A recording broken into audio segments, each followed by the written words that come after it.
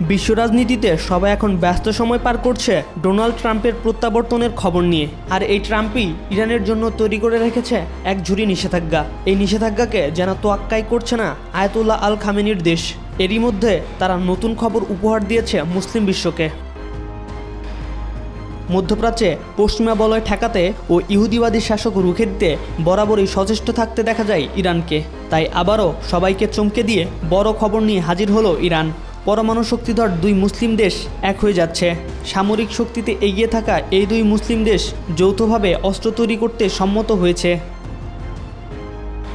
গত মঙ্গলবার মেহের নিউজ এজেন্সির প্রতিবেদনে এ তথ্য জানানো হয়েছে।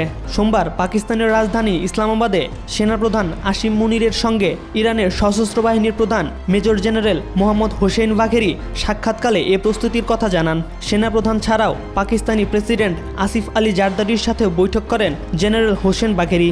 পাকিস্তান সেনাপ্রধানের আমন্ত্রণে ইরানের সামরিক প্রতিনিধি দলের নেতৃত্ব দিচ্ছেন এই জেনারেল।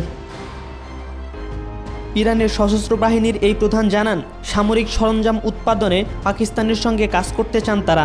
সামরিক বাহিনীর মধ্যকার অনুষ্ঠিত এই বৈঠকে অভিন্ন সীমান্ত সন্ত্রাস দমনে দুই প্রতিবেশীর মধ্যে সমন্বয় ও গোয়েন্দা তথ্য বিনিময়ের প্রয়োজনীয়তার উপর জোর দেন ইরানি জেনারেল বাঘেরি।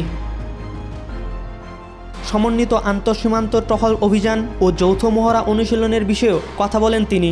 যৌথ নৌ মহড়া আয়োজনেও ইরানের প্রস্তুতির কথা জানান ইরানি জেনারেল। বাঘেরি আরও জানান, ইসলামী বিশ্বের বড় দেশগুলো যেমন ইরান, পাকিস্তান, তুরস্ক এবং সৌদি আরব যদি একত্রে কাজ করে তাহলে তা আঞ্চলিক দেশগুলোর জন্য সহায়ক হবে।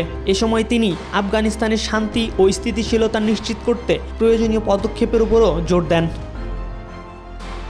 বিশেষজ্ঞদের মতে ইরান ও পাকিস্তান সম্পর্কের একটি অন্যতম বড় মোড় এটি। পারমাণবিক শক্তিধর দেশগুলোর সাথে জোট বেঁধে নিজেদের পরমাণু কর্মসূচি এগিয়ে নেওয়ার পরিকল্পনায় কি নিল ইরান? ইরান ও পাকিস্তানে অস্ত্র ও ড্রোন উন্নয়ন কর্মসূচিতে সমর্থন প্রদান এবং ইউক্রেন যুদ্ধে রাশিয়াকে সহায়তা করা সহ বেশ কিছু ইস্যুতে বাণিজ্যে কালো তালিকাভুক্ত করেছে আমেরিকা। পারমাণবিক অস্ত্র তৈরির সন্দেহ থেকে ইরানকে কয়েক দফায় নিষেধাজ্ঞাও দিয়েছে যুক্তরাষ্ট্র। সদ্য নিযুক্ত প্রেসিডেন্ট ডোনাল্ড ট্রাম্প ইরানকে চাপে ফেলতে সে পথে হাঁটবেন বলে ধারণা করা যায়।